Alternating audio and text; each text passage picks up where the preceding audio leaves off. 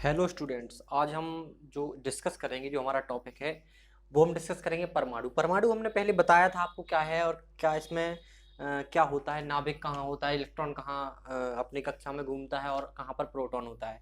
तो ये हमने सब आपको बताया था। प्रोटॉन में चार्ज कितना होता है और किसने खोज की थी प्रोटॉन्स की, या फिर इस प्रोटॉन पर किसने चार्ज की खोज की थी, और फिर विद्युत का इतिहास भी हमने एक लेक्चर करके डाला था। लेकिन आज हम, ये तीसरा लेक्चर है हमारा, तो हम पढ़ेंगे संपूर्ण क्या परमाणु। परमाणु संरचना पढ़ेंगे, इसी में आपको रिवाइज हो जाएगा, उसके आगे भी पढ़ेंगे। तो हम देखते हैं सबसे पहले परमाणु है क्या। परमाणु पदार्थ का सबसे छोटे से छोटा कण है। कण सबसे छोटे से छोटा कण है जिसको और अधिक विभाजित नहीं कर सकते हैं। लेकिन क्या है, परमाणु रासायनिक क्रियाओं में भाग लेता है और इसको किसी पदार्थ से रासायनिक क्रिया द्वारा अलग किया जा सकता है। कण इसको कण को, मतलब कण को क्या बोलेंगे, परमाणु। सबसे छोटा, छोटे से छोटा कण मीन्स इससे छोटा कुछ होगा ही नहीं। अभी तक जो हमारी स्टडी में अपनी किताबों में लिखा हुआ है वो यही है कि हमारा पदार्थ का सबसे छोटे से छोटा कण होता है क्या, परमाणु। तो यहाँ लिख सकते हैं पदार्थ का सबसे छोटे से छोटा कण परमाणु। पदार्थ के सबसे छोटे कण को परमाणु कहते हैं, या इसको इंग्लिश में एटम बोलते हैं। ठीक है, एटम।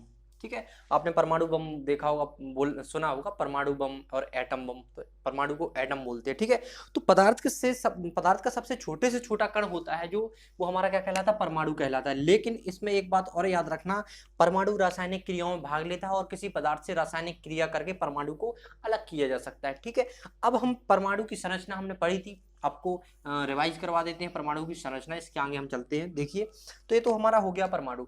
अब हमने बताया था परमाणु के 3 मूलभूत कण होते हैं। कौन कौन से, देखो, या तत्व बोल सकते हैं, परमाणु के 3 मूलभूत तत्व बोल सकते हैं। ठीक है, मतलब या बोल सकते हैं 3 कणों से मिलकर बना है परमाणु। क्या, देखिए, परमाणु के 3 मूलभूत कण, कि कौन सा है, किससे मिलकर बना है परमाणु। देखो, फर्स्ट था हमारा इलेक्ट्रॉन, दूसरा था हमारा प्रोटॉन, और तीसरा था हमारा न्यूट्रॉन। ठीक, तो ये तो हो गया हमारा इलेक्ट्रॉन, प्रोटॉन और न्यूट्रॉन।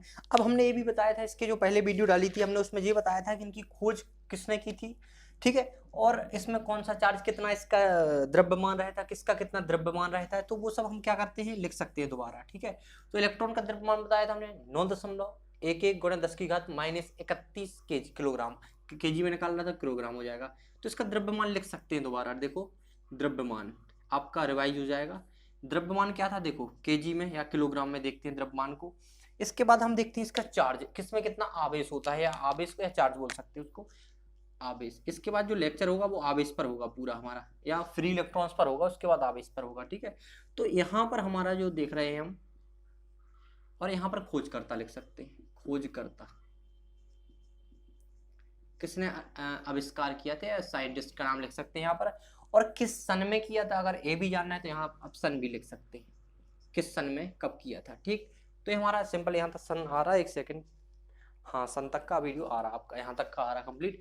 तो देखिए आप, जो इलेक्ट्रॉन पर हमारा इलेक्ट्रॉन का द्रव्यमान रहता है या मास रहता है, इंग्लिश में इसको मास बोलते हैं, द्रव्यमान को मास, आप इसको बोलते हैं चार्ज। खोजकर्ता को इन्वेंशन, इन्वेंसर, या फिर साइंटिस्ट बोल सकते हैं, साइंटिस्ट हो गया। सन को ईयर बोलते हैं, सिंपल पता है आपको। तो इलेक्ट्रॉन का जो द्रव्यमान होता है वो होता है हमारा सिंपल 9.11 गुणे 10 की घात माइनस 31 केजी। देखो, 9.11 गुणे 10 की घात माइनस 31 किलोग्राम। इसमें आवेश होता है वो ऋणावेश होता है, पता है आपको, इसलिए लगाएंगे हम ऋण, माइनस लगाया। 1.6 इंटू 10 की घात माइनस 19 कूलोम। कूलोम सी क्यों लगाया, कूलोम किसकी इकाई होती है, किसकी इकाई होती है, आवेश की। आवेश को क्यू से डिनोट करते हैं, यहाँ पर क्यू लिख सकते हैं। देखो, यहाँ पर क्यू लिख सकते हैं। ये हो गया हमारा माइनस 1.6 गुणा 10 की घात माइनस 19 कूलोम। ठीक है, इसके बाद हम प्रोटोन पे देखते हैं। तो प्रोटोन पे हमारा देखो, प्रोटोन का जो द्रव्यमान होता है वो होता है 1.672 गुणे 10 की घात माइनस 27 किलोग्राम। 1.672 गुणे 10 की घात माइनस 27 किलोग्राम।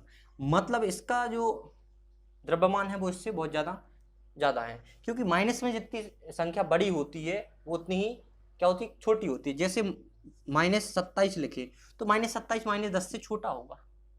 संख्या रेखा पढ़ी है ना आपने, 0 से साइन लेते, तो जितनी बड़ी माइनस की संख्या होगी उतनी छोटी होगी, जितनी छोटी संख्या माइनस की होगी उतनी बड़ी होगी। ठीक है, तो यहाँ पर क्या है, यहाँ पर आ गए थे हम, प्रोटॉन का चल रहा था 1.672 इंटू 10⁻27 kg या 1.672 गुणा 10 की घात -27 किलोग्राम। तो ये था हमारा द्रव्यमान किसका, प्रोटॉन का। अब हम इस पे आवेश देखते हैं, कितना आवेश होता है। देखो जो प्रोटॉन पे होता है धन आवेश, तो हम धन लगाएंगे, धन लगाया प्लस लगाया, 1.6 गुणा 10 की घात -19 कूलम। मैग्नीट्यूड या परिमाण समान है, लेकिन यहाँ पर धन और ऋण बदल गया। इसके बाद हम देखते हैं खोजकर्ता। हमने एक सूत्र आपको उस वाले लेक्चर में बताया था, ईट पर नाज, 12वीं की होगी, किसी ने तो पढ़ा होगा, ईट पर नाज। इससे आप इनके खोजकर्ता के बारे में रट सकते हैं या जान सकते हैं। कैसे, ई से होता है इलेक्ट्रॉन, टा से होता है थॉमसन या थॉमसन, इंग्लिश में बोलेंगे थॉमसन, THOMSON, थॉमसन। तो ईट, ई से इलेक्ट्रॉन हो गया, टा से थॉमसन। तो इलेक्ट्रॉन की खोज सर थॉमसन ने की, सर थॉमसन, जे थॉमसन लिख सकते हैं यहाँ पर, जे थॉमसन।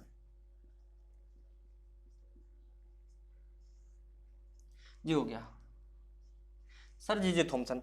अब इसके बाद आता है पर, पा से होता है प्रोटॉन, रा से होता है रदरफोर्ड।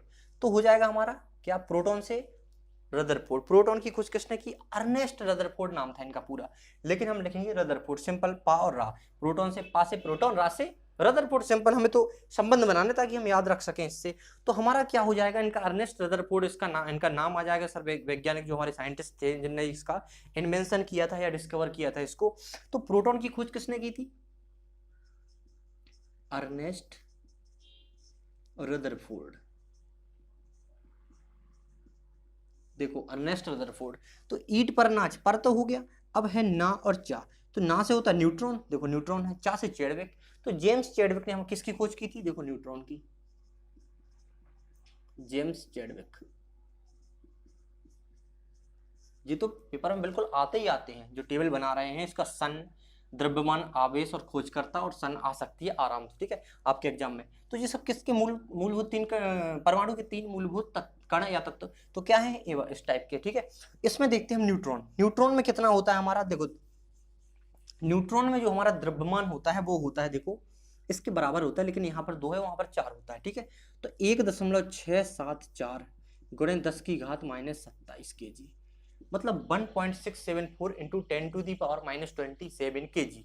तो हमारा ये क्या हो गया, द्रव्यमान किसका हो गया, न्यूट्रॉन का द्रव्यमान हो गया हमारा। सिंपल, न्यूट्रॉन का द्रव्यमान हमारा हो चुका है। अब देखेंगे हम कि न्यूट्रॉन पे आवेश कितना होता है। न्यूट्रॉन आवेशहीन होता है, इस पर कोई चार्ज नहीं होता है, तो यहाँ लिखेंगे उदासीन, या फिर लिखेंगे कोई चार्ज नहीं है, आवेशहीन बोल सकते, आवेशहीन। तो आपका न्यूट्रॉन कैसा है, आवेशहीन है। अब देखते हैं कि न्यूट्रॉन तो हो गया, इसकी न्यूट्रॉन की खोज यहाँ पर देखो क्या हो गया, जेम्स चैडविक, यहाँ था आना था, यहाँ लिख दो जेम्स चैडविक, थोड़ा ऊपर लिख गया था, जेम्स चैडविक। आप सिंपल ऐसे याद रखिए, थॉमसन, रदरफोर्ड और चैडविक, ईट पर नाच। ठीक है, तो इलेक्ट्रॉन का हो गया जी थॉमसन हो गया हमारा, ई से इलेक्ट्रॉन, टा से थॉमसन। तो इलेक्ट्रॉन का हो गया जे थॉमसन, प्रोटॉन का रदरफोर्ड हो गया, और न्यूट्रॉन का हो गया हमारा चैडविक। ठीक, अब इसके बाद सन देखेंगे, तो सिंपल हम सन देखें तो हम देखेंगे न्यूट्रॉन की खोज कब की थी। तो न्यूट्रॉन की खोज कब की थी, 1932, 1932। तो यहाँ हो जाएगी हमारी किसकी, सॉरी इसकी, न्यूट्रॉन की। सबसे पहले हम देखते हैं, हमने इलेक्ट्रॉन लिखा है, तो सबसे पहले इलेक्ट्रॉन की खोज हुई थी, जिसपे क्या, कौन सा चार्ज होता है, नेगेटिव चार्ज होता है या ऋण आवेश होता है, ऋण आवेश होता है। आवेश हमने इसके पहले जो लेक्चर लिया था बताया था, लेकिन आवेश में बताएंगे। आवेश 2 प्रकार के होते हैं, धन होता है और ऋण होता है। जो धन आवेश होते हैं वो एक दूसरे को दूर दूर भेजते हैं, कूलोम्स लॉ, इस टाइप से, फोर्स कितना लग रहा है उनके बीच में, बल कितना लग रहा, वो सब आगे पढ़ेंगे हम। तो आवेश 2 प्रकार के होते हैं, एक धन होता है, एक ऋण होता है। तो हम यहाँ बात कर रहे थे, इलेक्ट्रॉन की खोज 1897 में की थी, किसने, जे थॉमसन ने, 1897। अब जे जे थॉमसन ने इलेक्ट्रॉन की खोज कर ली 1897 में। अब आता है प्रोटॉन। प्रोटॉन की जब रदरफोर्ड ने खोज की थी वो थी 1920 में, सन 1920। सन 1920 में रदरफोर्ड जी ने क्या किया था, प्रोटॉन की खोज कर ली थी। प्रोटॉन का सब कुछ यहाँ लिखा है, जी मास या द्रव्यमान हो गया, जी चार्ज हो गया, जी खोज करता है, जी इसका सन। अब आता है 1932, तो वो न्यूट्रॉन की हुई थी 1932 में, चैडविक सर ने की थी 1932। ये टेबल बहुत ज्यादा इंपॉर्टेंट है, ठीक है। आप स्क्रीनशॉट ले सकते हैं, इसके आगे हम मिटाते हैं इसको, ठीक है। मिटाने का मन तो नहीं कर रहा, बहुत अच्छी लग रही है, ठीक है। चलो ठीक है, तो क्या हो गया हमारा, ये लिख सकते हैं इलेक्ट्रॉन की खोज थॉमसन ने, प्रोटॉन की रदरफोर्ड ने, न्यूट्रॉन की चैडविक ने। अब इसके बाद इसमें बताया था हमने मास कितना है, 9.11 गुणा 10 की घात -31 kg, 1.672 इंटू 10⁻27 kg किसका था, प्रोटॉन का मास, ठीक। इस पे चार्ज प्लस 1.6 इंटू 10⁻19 या 1.6 गुणा 10 की घात -19 कूलम, ठीक है। कूलम क्यों लिखा, क्योंकि चार्ज की इकाई है, आवेश की इकाई है, ठीक है।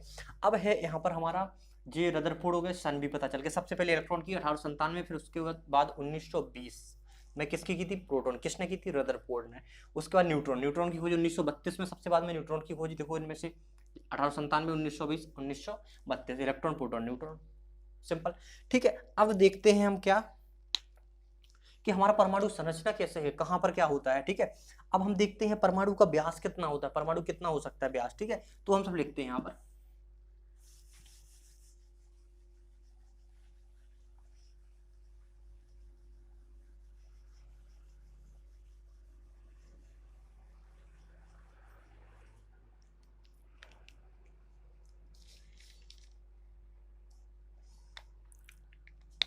अब आपको पता है कि परमाणु का जो हमने संरचना वाला एक लेक्चर बना दिया था, सबसे पहले जो लेक्चर था टेक्निकल का, तो उसमें इस टाइप से हमने बनाया था, देखो ये हमारा क्या है, परमाणु या स्ट्रक्चर ऑफ एटम बोल सकते हैं, परमाणु की संरचना। परमाणु संरचना है तो ये क्या है हमारा, यहाँ लिखते हैं परमाणु संरचना, समझाते हैं आपको परमाणु संरचना। आज बिल्कुल हम जो एग्जाम में आता है पूरा डिटेल में समझाएंगे, जो जो एग्जाम में आता है सब इंपॉर्टेंट लेके चल रहे हैं यहाँ पर, ठीक है। तो आपको पता है परमाणु में देखो कक्षाएं होती हैं इस टाइप से, ठीक, इस टाइप से, और बीच में क्या होता है, नाभिक। तो यहाँ पर नाभिक क्या माना हमने, देखो ये हमारा क्या हो गया, नाभिक, नाभिक, ये हमारा क्या हो गया, नाभिक। जिसने पहले के लिए क्लास 2 क्लासें हो चुकी है इसके पहले, जिसने नहीं देखी वो देख लीजिए, विद्युत का इतिहास या फिर आवेश आवेश कहाँ से मतलब खोज हुई थी उसकी, वो हमने बताया था इसके पहले वाली वीडियो में। इसके पहले हमने बताया आवेश और परमाणु संरचना के बारे में, छोटा सा डेमो टाइप का दिया था आपको, तो वो देख सकते हैं, ठीक है। अब है नाभिक। अब हमारी क्लास प्रॉपर चलेगी टॉपिक बाय टॉपिक, ठीक है। इसके बाद हम लेंगे फ्री इलेक्ट्रॉन्स क्या होते हैं, जो बाहरी कक्षा में होते हैं क्या होते हैं, मतलब जहाँ से क्वेश्चन आते हैं हमारे आपके एग्जाम वगैरह में, वो सब यहाँ पर कवर किए जाएंगे। तो नाभिक में हमने बताया, नाभिक में क्या होता है, प्रोटॉन P और न्यूट्रॉन N। आपको पता है न्यूट्रॉन पर कोई चार्ज नहीं होता, आवेशहीन होता है या उदासीन होता है, प्रोटॉन पर धन आवेश होता है। और जो इलेक्ट्रॉन होते हैं, इलेक्ट्रॉन जो क्या है बाहरी कक्षाओं में घूमते हैं, इस पे 2, इस पे देखो 8 करते हैं, ठीक है। इससे जो हम पढ़ाएं इससे ज्यादा डीप जाने की कोई जरूरत नहीं है, जो एग्जाम में आ रहा है वो आपको पढ़ना है, ठीक है। और इस पे मान लो 1 या 2 मान लो, कोई भी मान लो, कंडक्टर में तो कम ही रहते हैं, ठीक है। तो ये हमारा क्या हो जाएगा, इस टाइप से हमारा परमाणु का संरचना का चित्र हो गया, ठीक है। ये क्या है हमारा इलेक्ट्रॉन, जो बाहरी कक्षाओं में घूमते हैं वो क्या है, इलेक्ट्रॉन होते हैं।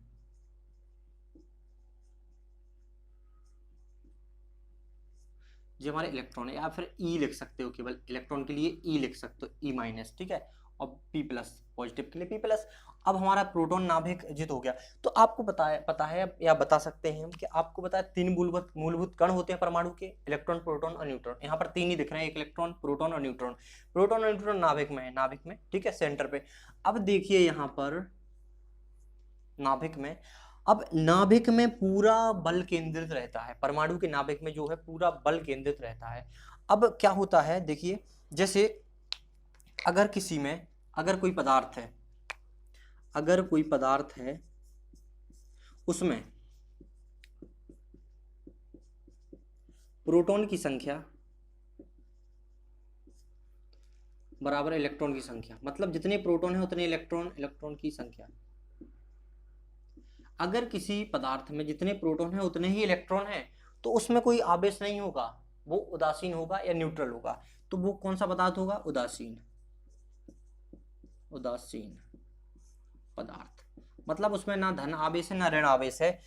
अगर बराबर प्रोटॉन, मतलब 5 प्रोटॉन है और 5 इलेक्ट्रॉन हो गए, अगर ये बराबर हैं तो क्या हो जाएगा, ये एक दूसरे को कैंसिल आउट करेंगे इनके चार्ज को, और ये बन जाएंगे उदासीन। उदासीन पदार्थ होगा, उस पर कोई आवेश नहीं होगा। तो सिंपल ये थे, पदार्थ में अगर प्रोटॉन की संख्या और इलेक्ट्रॉन की संख्या बराबर है, एक क्वेश्चन आते हैं काफी एग्जाम में देखे गए हैं, प्रोटॉन की संख्या और इलेक्ट्रॉन की संख्या अगर बराबर है किसी पदार्थ में, तो पदार्थ कैसा है हमारा? उदासीन होगा। अगर इलेक्ट्रॉन की संख्या में कम या ज्यादा होता है तो उसमें चार्ज आ जाएगा। ठीक है, अब हमने ये भी बताया था, यदि किसी पदार्थ में एक इलेक्ट्रॉन आज आता है तो जिस पदार्थ में इलेक्ट्रॉन आया वो ऋण आवेशित हो जाए, आया मतलब ऋण होना, ऋण आवेशित हो जाएगा, और जिसने दिया है उस वो धन आवेशित हो जाता है। ठीक है, तो यहां पर देखते हैं हम कि आवेशित तभी होगा हमारा कोई भी पदार्थ जब उसमें से हम इलेक्ट्रॉन लेते हैं या उसमें देते हैं। तो सिंपल, अगर बराबर इलेक्ट्रॉन है या प्रोटॉन बराबर, इलेक्ट्रॉन की संख्या बराबर प्रोटॉन है, तो हमारा पदार्थ कैसा होता है? उदासीन होता है। अब हम देखते हैं यहाँ पर नाभिक चल रहे थे हम यहाँ पर, तो नाभिक का जो संपूर्ण भार है वो कहाँ पर होता है? जो परमाणु का संपूर्ण भार है वो नाभिक में केंद्रित होता है, नाभिक के सेंटर पर रहता है या केंद्रित होता है। अब नाभिक में क्या होता है, देखो जे इलेक्ट्रॉन है हमारे बाहरी कक्षाओं में जितनी भी, वो सारे इलेक्ट्रॉन है। ठीक है, अब यहाँ पर देखते हैं हम, देखो यहाँ पर ये नाभिक है, नाभिक से इन कक्षाओं में एक बल लगता है इलेक्ट्रॉन के ऊपर, नाभिकीय बल बोलते हैं उसको, और जे इलेक्ट्रॉन हमारे दीर्घ वृत्ताकार कक्षाओं में घूमते रहते हैं। तो जे हमारा क्या है? नाभिक है, और जे हमारे इलेक्ट्रॉन घूम रहे हैं यहाँ पर, तो इससे इस पर एक बल लगता है। अब जितना जो इसके पास होगा ज्यादा, उस पर ज्यादा बल लगेगा, जो इससे दूर होगा उस पर कम बल लगेगा, जो और जो दूर होगा तो और कम बल लगेगा। लेकिन दूरी बढ़ने के साथ साथ नाभिकीय बल कम होता है। अगर किसी इलेक्ट्रॉन पर लिख सकते हैं यहाँ पर, देखो इलेक्ट्रॉन से या नाभिक से इलेक्ट्रॉन की दूरी बढ़ने पर, नाभिक से, या फिर सिंपल समझाते हैं, नाभिक से अगर इलेक्ट्रॉन की दूरी बढ़ती है, मतलब पहली कक्षा में जो इलेक्ट्रॉन, उसको नाभिकीय बल ज्यादा लगेगा, उस पर क्या है? नाभिकीय बल क्या होगा? ज्यादा लगेगा। लेकिन जो दूर है उस पर नाभिकीय बल कम होगा। और वैसी कहानी उल्टी हो जाएगी कि जो नाभिक के पास में बल ज्यादा लग रहा है इसमें एनर्जी कम होगी, बल ज्यादा है लग रहा तो ऊर्जा इसकी कम होगी, ऊर्जा स्तर कम होता जाएगा। देखो इस पे नाभिकीय बल ज्यादा लग रहा तो इसकी एनर्जी समझ लो कम है। अगर नाभिकीय बल ज्यादा है तो एनर्जी कम है, जैसे नाभिकीय बल यहाँ घटता जाएगा तो इसकी एनर्जी बढ़ती जाएगी, मतलब खुद से वो रोटेट होने लगेंगे, खुद से बाहर जा सकते। और कभी कभी क्या होता है, बाहरी कक्षा इतनी दूर होती कि जो नाभिकीय बल बिल्कुल ही कम हो जाता है, इसलिए वो इलेक्ट्रॉन यहाँ से बाहर निकल जाते, इसके जो बल है बल से दूर चले जाते हैं या इसके खिंचाव से दूर चले जाते हैं, तो इस पर क्या होता है? बल नहीं लगता। जैसे कोई भी चुंबक है या कोई भी अपन, जैसे गुरुत्वाकर्षण बल होता है, गुरुत्वाकर्षण बल से बाहर अपन चले जाते हैं, काफी ऊंचाई तक गुरुत्वाकर्षण बल होता है पृथ्वी का, तो अगर जब तक हम पृथ्वी के गुरुत्वाकर्षण बल के पास में है तो पृथ्वी अपनी ओर खींचेगी हमें, हमारी ऊर्जा नहीं लगेगी उसमें, क्योंकि पृथ्वी अपने ओर खींच लेगी। हम अपनी कितनी भी ताकत लगाएं हमारी ताकत कम होगी। तो वही तो यहाँ हो रहा कि इसका इतना फोर्स है कि अपनी ताकत लगा ही नहीं पा रहा, इसलिए इसका ऊर्जा स्तर कम है। अब रॉकेट है, तो रॉकेट क्या है? अपनी गति से चलता है, बहुत ज्यादा ऊर्जा लगाता है और इससे बाहर निकल जाता है। जब गुरुत्वाकर्षण बल से पृथ्वी से बाहर निकल गया, गुरुत्वाकर्षण बल के घेराव से बाहर निकल गया अगर रॉकेट, तो उस पर गुरुत्वाकर्षण बल समाप्त हो जाए, फिर नहीं लगेगा उस पर। ठीक है, तो जो दूर रहते हैं, मतलब यही है कि जो दूर रहते हैं, घेराव होता है इनका, एक एरिया होता है या इनका एक क्षेत्र होता है जहां तक इनका बल लगता है। अगर वो हमारे इलेक्ट्रॉन अगर इस बल से दूर हो गए तो उन पर कोई बल नहीं लगेगा और वो अपनी एनर्जी यूज कर सकते हैं, कहीं भी जा सकते हैं। ठीक है, तो वो निकल जाते हैं यहाँ से ऑर्बिट से। तो देखिए यहाँ पे जितनी दूरी होगी नाभिक से, उतना ही हमारा बल क्या हो जाएगा? नाभिकीय बल कमजोर होता जाएगा। ठीक है, तो यहाँ पर क्या है? उतना ही बल कमजोर होगा तो इलेक्ट्रॉन की ऊर्जा उतनी बढ़ती जाएगी। देखो जो पास में था इलेक्ट्रॉन उसकी ऊर्जा सबसे कम, जो थोड़ा दूर है उसकी ऊर्जा थोड़ी बढ़ती जाएगी, लेकिन नाभिकीय बल घटता जाएगा। समझ आ रहा? जो नाभिक के पास में उस पर नाभिकीय बल खिंचाव ज्यादा लग रहा, नाभिक अपनी ओर खींच रहा। ठीक है, अब इसको थोड़ा कम खींचेगा क्योंकि थोड़ा दूर है, फिर इसको कम, फिर इसको और कम, लेकिन जैसे ही नाभिकीय बल कम होता जाएगा उसकी ऊर्जा बढ़ती जाएगी। यही सिंपल कॉन्सेप्ट है आपका कि अगर नाभिक से दूर है तो नाभिकीय बल कम है और उस खुद की ऊर्जा स्तर है उसका ज्यादा रहेगा। ठीक है, अगर नाभिक के पास में कोई इलेक्ट्रॉन तो उसका क्या है, उसका नाभिकीय बल क्या होगा? बहुत ज्यादा लगेगा, क्योंकि पास में तो ज्यादा लगेगा नाभिकीय बल, ज्यादा अपनी ताकत से खींचेगा वो। अगर इलेक्ट्रॉन हमारा नाभिक से दूर है तो नाभिकीय बल कम हो जाएगा, उसका ऊर्जा स्तर बढ़ जाएगा, और नाभिक के पास में तो नाभिकीय बल ज्यादा लगेगा और ऊर्जा स्तर इसका कम हो जाएगा। सिंपल ये हमारा फंडा है। अब देखते हैं सिंपल कैसे कर दिया डायग्राम को। देखो यहाँ पर सिंपल, अब फिर से यहाँ पर नाभिक था, P और N लिखते हैं, यहाँ प्लस लगाते हैं, इस टाइप से हमारा था, ठीक है। इसमें 2 हैं और इसमें देखो बाहरी कक्षा में ये 2 मान लो, ठीक है। तो यहाँ पर क्या है जी, हमारा नाभिक हो गया, क्या हो गया, नाभिक। समझ आ गया पूरा आपको। और जी प्रोटॉन है और यहाँ पर इलेक्ट्रॉन घूम रहे हैं बाहर, यहाँ पर इलेक्ट्रॉन है, यहाँ पर ये सब इलेक्ट्रॉन घूमते रहते हैं। अब आप जो हमने इसके पहली वाली लेक्चर बताया था उसमें बताया था कि जो प्रोटॉन की द्रव्यमान होता है, और समझाया भी आपको टेबल बनाकर, जो प्रोटॉन का द्रव्यमान होता है वो कितना होता है, उससे बहुत ज्यादा होता है। कितना होता है, प्रोटॉन से बहुत ज्यादा। प्रोटॉन का वो इलेक्ट्रॉन से बहुत ज्यादा, प्रोटॉन का द्रव्यमान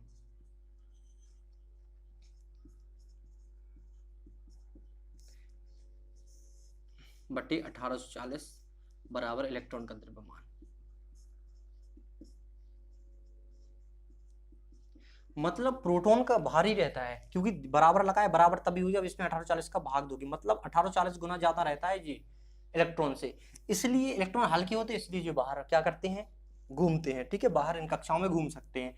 और प्रोटॉन बहुत ज्यादा भारी रहता है। तो आपको एग्जाम में आया क्वेश्चन है कि इलेक्ट्रॉन का जो द्रव्यमान प्रोटॉन से कितने गुना कम रहता है, वो 1840 गुना कम रहता है। अगर इसमें इसका मल्टीप्लाई कर देंगे तब भी बराबर हो जाएगा, या फिर इसमें भाग दे दो आप। तो प्रोटॉन का द्रव्यमान जो 1840 गुना किससे ज्यादा रहता है, इलेक्ट्रॉन के द्रव्यमान से। ये सिंपल क्वेश्चन आ चुके हैं, ठीक है। अब देखते हैं हम इसके बाद इसके जो नाभिक का व्यास रहता है, ये तीनों क्वेश्चन आ चुके, बहुत ज्यादा कलेक्ट करके बनाए गए हैं ये क्वेश्चन, ठीक है। अच्छे स्टडी करके हमने इस सबको मटेरियल आपका तैयार किया है, जो पिछले पेपरों में आया है, ठीक है। कोई भी क्वेश्चन बाहर नहीं आएगा, ठीक है। तो अब इसमें देखते हैं हम तो नाभिक की खोज की थी वो किसने की थी, रदरफोर्ड ने की थी। सर रदरफोर्ड ने 1911 में क्या किया था, नाभिक की खोज। तो ये आप लिख सकते हैं, नाभिक की खोज 1911 में रदरफोर्ड ने की थी। रदरफोर्ड ने नाभिक की खोज की थी 1911 में, ठीक है। अब इसका देखते हैं हम इसमें आगे कि जो नाभिक का व्यास होता है वो कितना होता है, ठीक है। तो लिखते हैं नाभिक का व्यास, नाभिक का व्यास। अब कहोगे सर नाभिक का तो आपने बता दिया, अब इलेक्ट्रॉन का बता दो। तो इलेक्ट्रॉन बताते हैं, नाभिक का व्यास बताएंगे और बताएंगे इलेक्ट्रॉन का व्यास, या क्रम से बताते हैं, पहले परमाणु का बताते हैं। तो यहाँ लिखते हैं परमाणु का व्यास, परमाणु इस पूरे का व्यास। तो जो पूरे का व्यास जो बड़ा है परमाणु, तो परमाणु में छोटा सा नाभिक हो, नाभिक में पूरा छोटा इलेक्ट्रॉन हो जाएगा। तो सबसे पहले सबसे बड़ा किसका होगा, इसका। देखना माइनस में जो सबसे छोटी होगी वो सबसे बड़ा कहलाती है। देखिए कैसे, परमाणु का व्यास, व्यास जानते हो आप, केंद्र ये है, त्रिज्या एक, त्रिज्या ये, टोटल यहाँ से लेके केंद्र से होकर इस कोने तक की पूरी दूरी क्या कहलाएगी, व्यास। देखो सर्कल है, एक वृत्त है, मतलब ये केंद्र है, ये त्रिज्या कहलाती है, लेकिन व्यास क्या कहलाता है, त्रिज्या का 2 गुना। देखो केंद्र से होके जाना चाहिए, ये लाइन केंद्र से इस तरह को मिलाएगी, लेकिन केंद्र से होते, अगर यहाँ से खींच दो तो ये भी व्यास हो जाएगा, ठीक है। तो व्यास समझते हो आप, ठीक है। तो इसका होता है व्यास, ठीक। अब इसके बाद हम देखेंगे नाभिक का व्यास, क्योंकि परमाणु से छोटा क्या है, नाभिक, फिर नाभिक से छोटा इलेक्ट्रॉन। तो नाभिक का व्यास,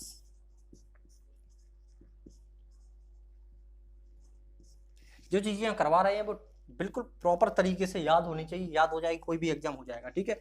तो नाभिक का व्यास, और यहाँ पर देखेंगे इलेक्ट्रॉन का व्यास,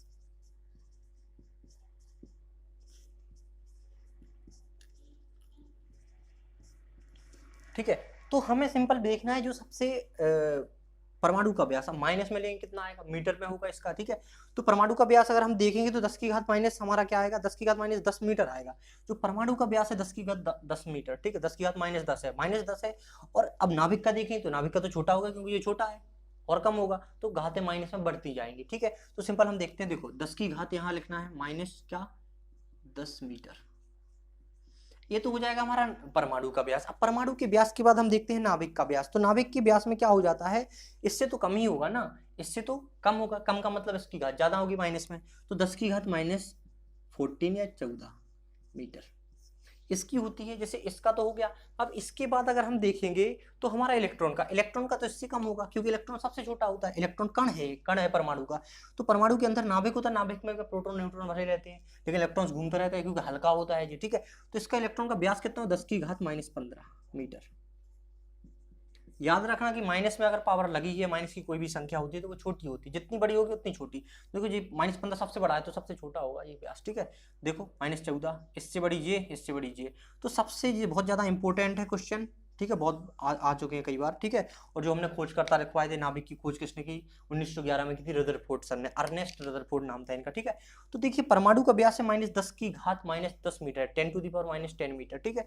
नाभिक या न्यूक्लियस या बोल सकते हैं डायमीटर ऑफ न्यूक्लियस, ठीक है। ये डायमीटर ऑफ इलेक्ट्रॉन और डायमीटर ऑफ एटम, तो ये व्यास को बोलते हैं डायमीटर, एटम को बोलते हैं परमाणु, और न्यूक्लियस को नाभिक बोलते हैं, इलेक्ट्रॉन को इलेक्ट्रॉन बोलते हैं, ठीक है, व्यास को, ठीक है। तो ये हमारा 10⁻⁻15 या 10⁻⁻15 मीटर या 10⁻⁻14 मीटर और 10⁻⁻10 मीटर। सबसे पहले अगर याद करना है इनको सिंपल इस तरीके से कर सकते हैं। सबसे बड़ा क्या होता है हमारा, सबसे पहले देखो परमाणु होता है, परमाणु के अंदर क्या होता है, नाभिक होता है। तो परमाणु का बड़ा होगा, फिर नाभिक से, परमाणु से छोटा क्या होगा, नाभिक होगा, नाभिक से छोटा क्या होगा, इलेक्ट्रॉन होगा। तो सिंपल परमाणु जो बड़ा है उसका सबसे बड़ा लो, 10⁻⁻10, ठीक। फिर उसके बाद हम लेके नाभिक में, ठीक है, परमाणु से छोटा नाभिक है, नाभिक से छोटा इलेक्ट्रॉन है, तो सिंपल तरीके से याद करो, परमाणु 10⁻10, उसके बाद आया नाभिक 10⁻14, फिर उसके बाद आया फिर हमारा इलेक्ट्रॉन 10⁻15, ठीक है। तो बढ़ते हुए जाने हैं, लेकिन माइनस में बढ़ते हुए जा रहा है, माइनस में बढ़ते हुए मतलब घटते हुए जा रहा है, ठीक है। तो हमारा ये परमाणु का व्यास हो गया, नाभिक का व्यास हो गया और इलेक्ट्रॉन का व्यास हो गया हमारा ये, ठीक है। इसके बाद हम देखते हैं आगे कि अगर सामान्य अवस्था में, तो हम बता चुके हैं कि सामान्य अवस्था में क्या होता है, अगर प्रोटॉन और इलेक्ट्रॉन की संख्या अगर बराबर होती है, क्या होती है, बराबर होती है, तो क्या होता है हमारा परमाणु उदासीन हो जाता है। क्या होता है, उदासीन, उसमें कोई चार्ज ही नहीं रह जाता, ठीक है। तो जब चार्ज ही नहीं रह जाएगा तो सिंपल, और ये आपको हम बता चुके हैं कि चार्ज ही नहीं रह जाता, उसमें कोई उदासीन हो जाता है, आवेशीन हो जाता है। अब दूसरी बात देखते हैं कि अब आपको हम ये बता चुके हैं, जो इलेक्ट्रॉन केंद्र के जितने पास होगा या नाभिक के जितने पास होगा, उसमें उतनी ही ऊर्जा स्तर क्या होगा, उसका कम होगा। मतलब नाभिक के पास जो जैसे ये इलेक्ट्रॉन है, यहाँ पर ये इलेक्ट्रॉन की घूम रहा है, ठीक है। तो जो इसका ऊर्जा स्तर होगा वो इससे कम होगा, क्योंकि ये थोड़ा दूर है, लेकिन इसमें जो नाभिकीय बल लग रहा जो नाभिकीय बल लग रहा है वो क्या होगा, ज्यादा होगा, ठीक है। अब देखते हैं ये गोल ही क्यों घूमते हैं, दीर्घवृत्ताकार में एलिप्टिकल घूमते हैं, लेकिन जो गोल ही क्यों घूमते हैं, देखो क्या होता है, यहाँ पर कोई रस्सी जमीन में आपने गाड़ दी, क्या गाड़ दी, रस्सी नहीं, कील गाड़ दी, उस पर रस्सी बांधी, यहाँ पर कोई जानवर बांध दिया आपने, तो वो जी अपनी ओर ताकत लगाएगा और जी अपनी ताकत लगा के ऐसे सोचेगा टूट जाए, बाहर निकल जाए, तो वही कंडीशन इलेक्ट्रॉन की होती है हमारी। ये फोर्स लग रहा, मतलब ये तो खींच रहा है, ये इसके पास जो एनर्जी उस हिसाब से ये दूर दूर भाग रहा है कि भाई भाग जाए, लेकिन इतनी रहती है इसकी एनर्जी नाभिक की जो पास में रहेगा, लेकिन इसी कारण बाहरी कक्षा के इलेक्ट्रॉन क्या हो जाते, भाग जाते, दूसरे एटम में चले गए, जब हम घर्षण वगैरह करते हैं, ठीक है, तो दूसरे में चले जाते हैं, क्योंकि उनके पास नाभिकीय जो बल होता है वो कम हो जाता है उनका, ठीक है। और इनमें क्या है, इतना ज्यादा नाभिकीय बल होता है, इतना ज्यादा कि नाभिक से इतना ज्यादा नाभिकीय बल लगा रहता है इनमें कि क्या करते, ये अपनी ओर खींच रहे थे, तो ये तो नहीं भाग पाते, इनकी ऊर्जा भी कम होती, क्योंकि ऊर्जा काम ही नहीं कर पाती इनकी, वो तो ऐसे ही घूमते रहते, लो ये घूम रहा, लेकिन इससे बंधे हुए हैं, लेकिन कुछ जानवर दूर है, यहां तक रस्सी कर दी हमने और वो भाग जाएगा, ठीक, तो उनका क्या है, इसकी एनर्जी कम हो जाएगी यहाँ तक, ठीक है। तो क्या वो चाहे कहीं भी घूम सकता है ऐसे, अगर आपने बिल्कुल यहाँ से इतना टाइट बांध दिया किसी को, तो बेचारा यहीं पे घूमता रहेगा, ना कहीं भाग पाएगा, ना कुछ खा पाएगा, ठीक है, सिर ही नीचे नहीं कर पाएगा। तो मतलब यही समझाने का तरीका यही है कि जो नाभिक के जितने ज्यादा पास हो गया, उसमें नाभिकीय बल उतना ज्यादा होगा, और नाभिकीय बल ज्यादा है तो समझो ऊर्जा स्तर कम है। अब दूसरी बात आती है कि जो हमारा नाभिकीय बल कम हो गया, सिंपल कॉन्सेप्ट हो गया। अब एक सेकेंड, हाँ, ये परमाणु संरचना होगी कंप्लीट हमारा।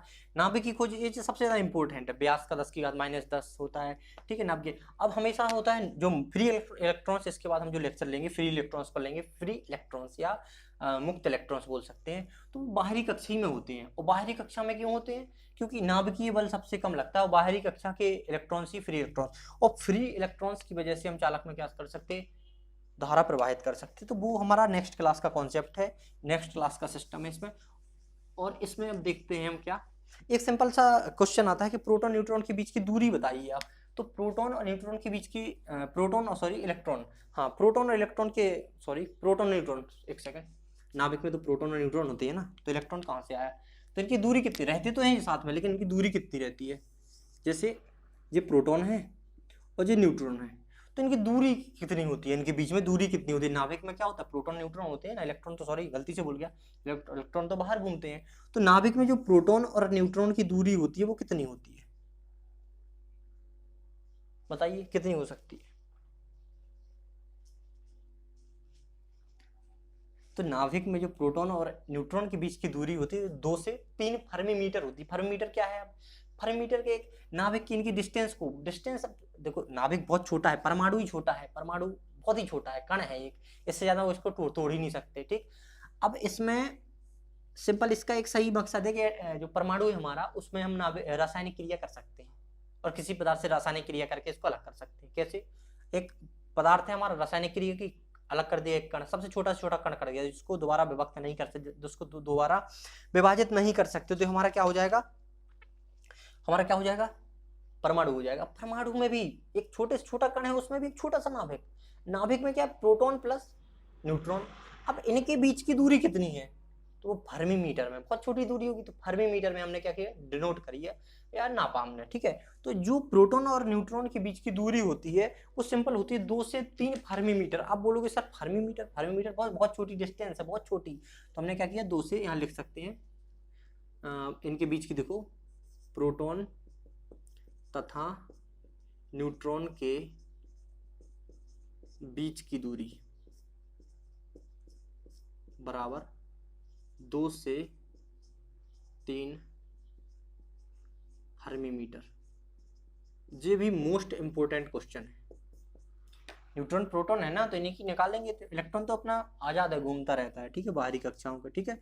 तो ये भी इंपॉर्टेंट है। उसके बाद जो हमने टेबल बनाई थी वो भी इंपॉर्टेंट है। तो यहाँ तक हमारा परमाणु आज खत्म हो गया। कुछ परमाणु में रह गया होगा तो नेक्स्ट क्लास में करवा देंगे। अब इसके बाद हम टॉपिक बाई टॉपिक चलेंगे और आपकी क्लासें अब क्या है सिक्वेंस में अपलोडेड की जाएंगी और आप सब्सक्राइब कीजिए। और कोई भी एग्जाम की प्रिपरेशन कर रहे हो आप, चाहे सेमेस्टर पॉलीटेक्निक ITI इलेक्ट्रीशियन से या पॉलीटेक्निक इलेक्ट्रिकल से कर रहे हो, तो बाकायदा हिंदी मीडियम में आपको पढ़ाया जा रहा है। यहाँ पर कोई प्रॉब्लम नहीं, इंग्लिश में बोलने में यूज कर रहा, लिख नहीं रहा कहीं पे। अगर आप चाहें कि इंग्लिश में भी लिखें तो यहाँ देखो परमाणु संरचना लिखा है तो स्ट्रक्चर ऑफ एटम लिख सकते, कोई प्रॉब्लम नहीं है। नाभिक को न्यूक्लियस बोलेंगे, ठीक है। तो इस टाइप से कोई दिक्कत नहीं है। खोज को इन्वेंशन बोले या डिस्कवर बोलेंगे तो कोई दिक्कत नहीं है, अगर हम हिंदी में ही लिखेंगे, अगर हिंदी मीडियम के बच्चे, क्योंकि इंग्लिश में तो बहुत सारे कोर्स अवेलेबल हैं और मिलते भी हैं ऐप पे, लेकिन हिंदी में बहुत कम है। तो प्रॉपर आप हिंदी में पढ़ा रहे हैं। देखो इससे आगे अगर आपको पढ़ना है तो 12th का फिजिक्स उठा सकते हैं आप, 11th का 12th का, लेकिन देखो उतना ही पढ़ो जितना पच सके, या उतना ही पढ़ो जितना आपके एग्जाम में आना है, ठीक है। तो हम जो जो एग्जाम में आपके परमाणु से आना है वो हमने सब कुछ पढ़ा दिया है। थोड़ा बहुत रह गया होगा देखेंगे, कहीं एग्जाम के और एग्जाम के पेपर देखेंगे, अगर उनमें कुछ रह गया होगा तो अलग से टॉपिक बना के आपको कवर करवा दिया जाएगा। इसके बाद टॉपिक बाई टॉपिक चलेंगे। आज हमारा परमाणु खत्म हो गया पूरा, जो भी परमाणु के क्वेश्चन है वो सिंपल हमारा खत्म हो गया। इसके बाद जैसे हम आगे बढ़ते जाएंगे तो परमाणु में जो कॉन्सेप्ट छोटे छोटे अगर आगे यूज होते हैं जो, उनको वहीं पे करवाया जाए, क्योंकि वहां उनको अगर अभी से करवा दिया तो फिर दिक्कत हो जाएगी समझने में, समझ रहे हैं ना आप। तो सिंपल ये तरीका है, आपको पूरा तरह से बता दिया है कि परमाणु का व्यास तक बता दिया है यार, छोटे छोटा आता है परमाणु होता है उसका व्यास बता दिया हमने, इलेक्ट्रॉन का भी बता दिया, नाभिक का भी बता दिया, नाभिक में प्रोटॉन और न्यूट्रॉन के बीच की दूरी तक बता दी, ठीक है। तो कोई दिक्कत नहीं, आप लोग ये पढ़िए, नोट्स बनाए तो ठीक है, नहीं तो किताबें सबके पास हैं। समझने के लिए मेन है कि आप समझिए बेहतरीन तरीके से, कोई भी किताब उठाकर भी पढ़ सकते हैं, ठीक है। और इसमें क्या है कि आप इसको अगर एक बार इसको ही नोट कर लेंगे और इसको रिवाइज करके जाएंगे, छोटे से एक पेज में ही पूरा लिख लो, छोटे से आधे पेज में आ जाएगा ये सबको जो हमने लिखवाया, एक पेज में आ जाएगा, तो उसमें लिख लो, जब भी देखो डेली नज़र मारते रहो। Thank you. और आप चैनल को अगर नए आए हैं तो सब्सक्राइब करिए, लाइक करिए, कमेंट्स कीजिए यार। Thank you.